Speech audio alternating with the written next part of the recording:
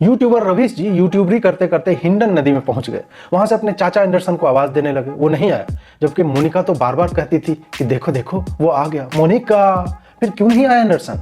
रवीश जी माथे पर हाथ रख के उस स्त्री की प्रतिमूर्ति बन गए जो पोस्टरों पर रेलगाड़ी के धुएं छोड़ते इंजन के बैकग्राउंड के साथ पेड़ के नीचे तुम कब आओगे इसका भाव लिए खड़ी। रवीश को लगा कि हिंडन नदी में हिंडनबर्ग के एंडरसन को खोजते हुए भीतर से एंडरसन बाहर निकलेगा और कहेगा, ए राजा राजा राजा करेजा में समाजा, उठाई तनी कोरा भेटाई खूबे माजा, बहिया में कसी के सैया मारे ला कचा कच कच कच। हिंडन रवीश इसलिए गए क्योंकि हिंडनबर्ग में हिंडन। ऐसे ही लोग गुलाब जामुन में गुलाब और जामुन खोजते पाए जाते हैं। नए नए यूट्यूबरी में आए रवीश कंटेंट की कमी से जूझते हुए कल को ग्रेटा थनबर्ग पर रिपोर्ट करने के लिए पास की गैया के थन में न लटक जाए।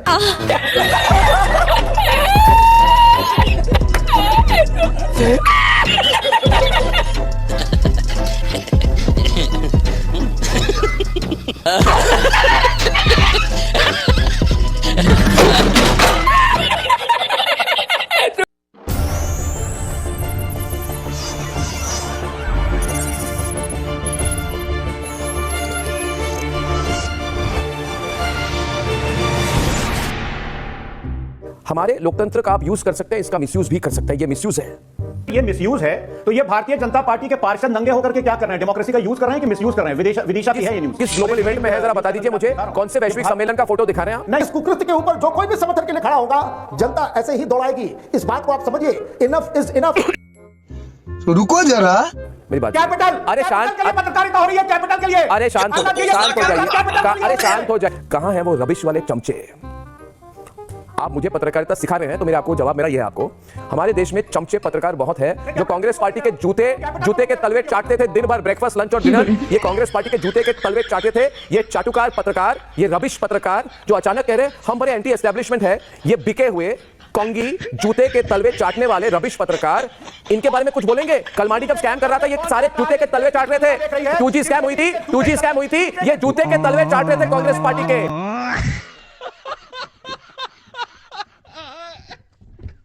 नमस्कार दोस्तों, चैनल पे आप सभी का एक बार फिर से स्वागत है।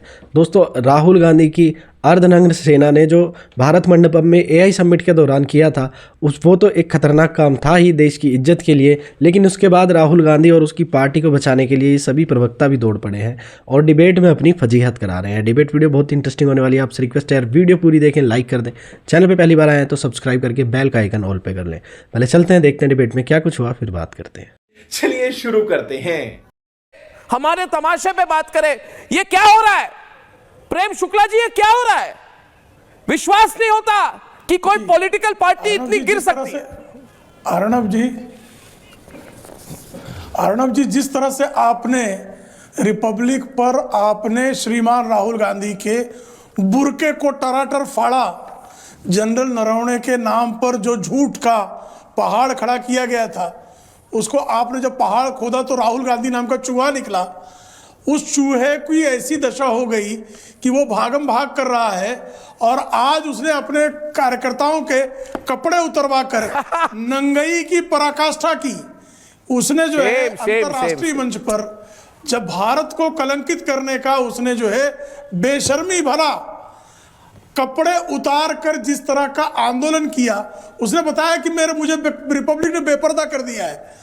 अब मैं अकेले बेपर्दा नहीं होऊंगा, इसलिए कांग्रेस के युवा कार्यकर्ताओं को भी। और आपने देखा कि भारत मंडपम में वहां जमा जनता ने जो वहां प्रतिभागी थे उन्होंने किस तरह जूते मारे हैं, दौड़ा ये शॉट दिखाइए, कांग्रेसियों को ये शॉट दिखाएं, कूटा है, इनको जूते मारे हैं, कूटा है इनको।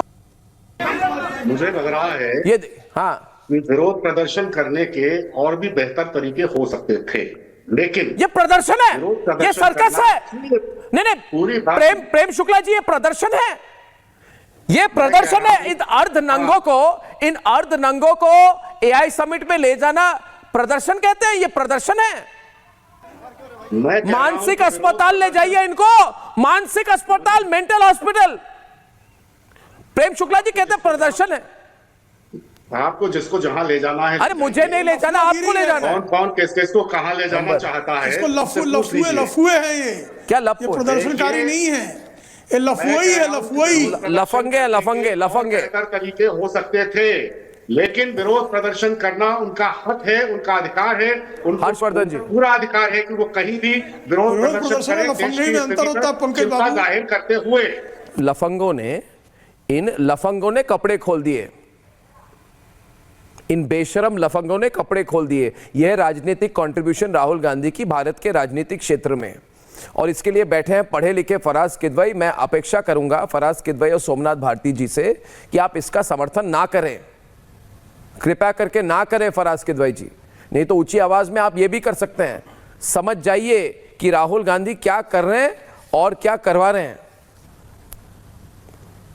अर्नब जी देखिए, आपके शो में आने से पहले मैं एक दूसरे शो में भी था और सेम तरह का सवाल पूछा गया, और मैं उसको रिपीट कर रहा हूं कि विरोध प्रदर्शन किसी भी तरह का हो, लोकतांत्रिक परिधि में रह करके करना एक आदमी का अधिकार है। लोकतांत्रिक, उसके लोकतंत्र, भारत का संविधान उसको देता है। इसमें लोकतांत्रिक क्या चल रही है, बात बताइए मुझे। एक मिनट, इसमें लोकतांत्रिक क्या दिख रहा है आपको? आदमी 10 आदमी सबके सामने कपड़े खोल रहे हैं अपना, और एक वैश्विक सम्मेलन में भारत की छवि को गिराने के लिए। मुझे टाइम दिया है ना। नहीं, मैं कह रहा हूं इसमें लोकतांत्रिक कौन से, देखिए एक मेरी बात सुनिए। डेमोक्रेसी को यूज, देखिए डेमोक्रेसी को आप यूज कर सकते हैं। मेरी बात सुनिए, 2 मिनट फराज जी आपको ही दूंगा मैं। हमारे लोकतंत्र का आप यूज कर सकते हैं, इसका मिसयूज भी कर सकते हैं। ये मिसयूज है। प्रेम शुक्ला जी डिबेट पे आइए फराज जी के साथ। मेरा कहना है कि ये मिसयूज है। फराज जी बात खत्म करें जरूर। ठीक है, अर्नब जी, अगर ये मिसयूज है तो ये भारतीय जनता पार्टी के पार्षद नंगे होकर के क्या कर रहे हैं? डेमोक्रेसी का यूज कर रहे हैं कि मिसयूज कर रहे हैं? विदिशा की है ये न्यूज। किस ग्लोबल इवेंट में है जरा बता दीजिए मुझे। कौन से वैश्विक सम्मेलन का फोटो दिखा रहे हैं आप? नहीं, ये कौन से वैश्विक सम्मेलन का फोटो दिखा रहे हैं आपको? नहीं, आपको कॉन्टेक्स्ट बताना होगा ना। कॉन्टेक्स्ट बताइए, आप बताइए। ये कुछ भी फोन में दिखा देने से कुछ होता नहीं है। मैं बता नहीं, कुछ भी फोन पे मत दिखाइए। ये टेक्निक नहीं। फराज जी आपको बताना होगा कि किस वैश्विक सम्मेलन का फोटो आप दिखा रहे थे। मैं बता रहा हूं सर। हाँ, आप सुनेंगे। आपको प्रॉब्लम ये है, जो आपके मैंने ओपनिंग एड्रेस से समझा कि अर्धनग्न होकर के जो प्रदर्शन हो रहा है ये गलत है।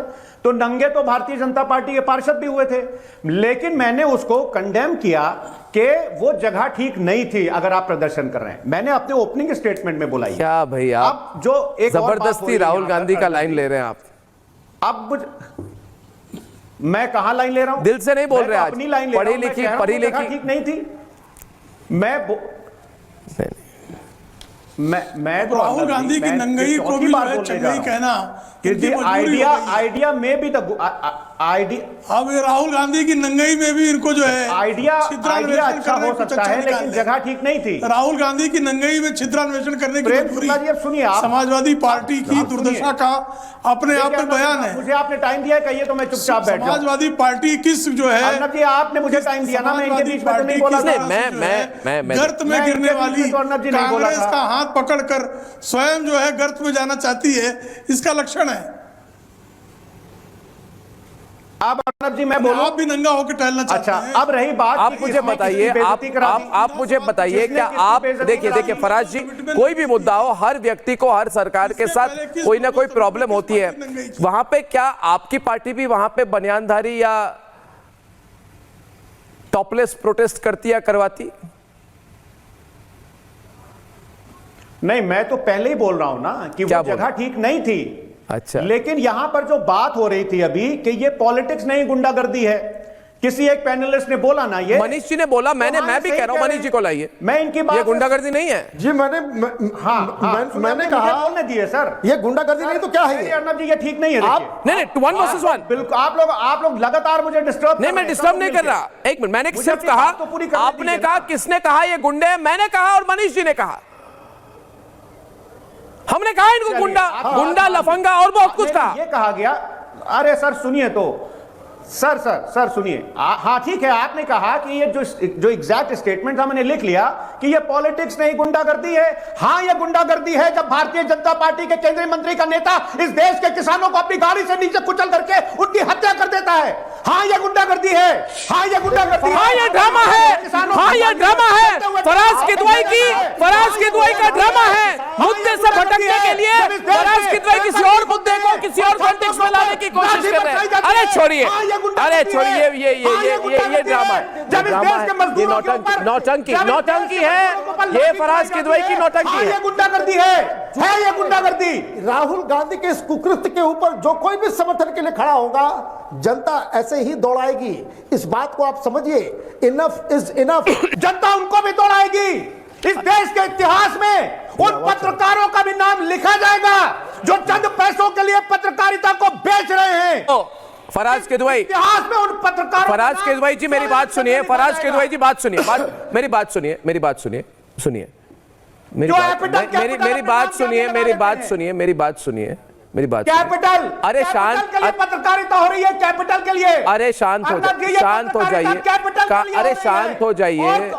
अरे चमचागिरी करने वाले पत्रकार जो आपके हैं, मेरी बात सुनिए, अब चिल्लाइए मत। मैं आपको बस दो बातें कहूंगा, मैं आपको दो बातें कहूंगा। मेरी बात सुनिए फराज जी, सब कुछ दूध का दूध और पानी का पानी हो जाएगा। कहां हैं वो रबिश वाले चमचे? आप मुझे पत्रकारिता सिखा रहे हैं, तो मेरे आपको जवाब मेरा यह है आपको कि कई रबिश, आप तो मेरी बात सुनिए ना, मेरी बात सुनिए ना, मेरी बात सुनिए ना। अरे मैं बात सुनिए ना। अब आपने कुछ कहा तो चलिए, मेरी बात नहीं कर रहे हैं, मगर मैं उल्टा जवाब दे रहा हूं आपको। मेरी बात सुनिए। हमारे देश में दोस्तों, अरे भाई मैं कुछ बोल रहा हूं, अब आप भी मेरी बात सुनिए। कैपिटल टीवी को छोड़ दीजिए, मैं बात कर रहा हूं। हमारे देश में चमचे पत्रकार बहुत है जो कांग्रेस पार्टी के जूते के तलवे चाटते थे दिन भर, ब्रेकफास्ट, लंच और डिनर। ये कांग्रेस पार्टी के जूते के तलवे चाटते थे। ये चाटुकार पत्रकार, ये रबिश पत्रकार जो अचानक कह रहे हम बड़े एंटी एस्टेब्लिशमेंट है, ये बिके हुए कोंगी जूते के तलवे चाटने वाले रबिश पत्रकार, इनके बारे में कुछ बोलेंगे? कलमाडी जब स्कैम कर रहा था, ये सारे जूते के तलवे चाट रहे थे। 2G स्कैम हुई थी, ये जूते के तलवे चाट रहे थे कांग्रेस पार्टी के। अरे रुकिए, मेरी बात सुनिए, अभी तो मैं दूंगा। आदर्श स्कैम किया था, अशोक चौहान की नौकरी गई थी, सुन लीजिए। तब ये रबिश पत्रकार, ये रबिश यानी कि गार्बेज, यानी कि बेकार, यानी कि चमचे पत्रकार, ये जूते के तलवे सुबह शाम उठकर हाजमोला की टैबलेट की तरह दिन में 6 बार, जैसे कोई हाजमोला का टैबलेट लेता है, ये 10 बार दिन में जूते के तलवे चाटते थे कांग्रेस पार्टी के। और बताऊंगा मैं, ये जूते के तलवे चाटने वाले कांग्रेस चमचे पत्रकार बिके हुए, अब बेरोजगार, अनफॉर्चुनेटली अब बेरोजगार, अभी भी सोच रहे हैं कि पप्पू कभी तो प्रधानमंत्री बनेगा, तो जितने अभी भी जूते चाटो, क्योंकि हमारी आदत है। मनीष जी, इनको लगता है कभी ना कहीं पप्पू प्रधानमंत्री बनेगा, तो फिर तब अभी जूते चाट लो, तब फार बाद में बोलेगा कि मुझे याद है तुमने मेरे जूते के तलवे चाटे थे, इसलिए मैं कुछ ना कुछ तुम्हें दूंगा। अरे छोड़िए, ये लोग एंटी हिंदू, जो लोग कहते थे कॉम्युनल वायलेंस बिल लाकर कि सिर्फ हिंदू वहां पे होते हैं जो कॉम्युनल वायलेंस करते हैं और मुसलमान कभी नहीं करते। अरे छोड़िए, एंटी हिंदू नहीं है तो क्या है? राहुल गांधी, अरे छोड़िए ना सब कुछ। अरे हम हैं, मेरी बात सुनिए, हम है ना, मैं दूसरी मीडिया की बात नहीं जानता। हर दिन एक केस जीतता हूं कांग्रेस पार्टी के खिलाफ, अगर आप कभी जानना चाहते हैं कि आज से 50 साल बाद या 10 साल बाद अगर कोई कहानी लिखेगा, स्टोरी लिखेंगे या कोई किताब लिखेंगे कि कांग्रेस पार्टी का पतन कैसे हुआ, ऐसे हुआ दोस्तों।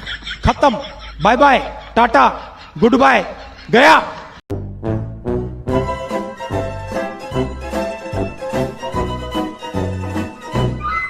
दोस्तों, अगर आपने यहाँ तक वीडियो देखी है तो वीडियो तो आपको अच्छी ज़रूर लगी होगी। वीडियो अच्छी लगी हो तो लाइक कर दें, सब्सक्राइब कर दें। फिर मिलते हैं एक और वीडियो के साथ, तब तक के लिए जय हिंद, वंदे मातरम।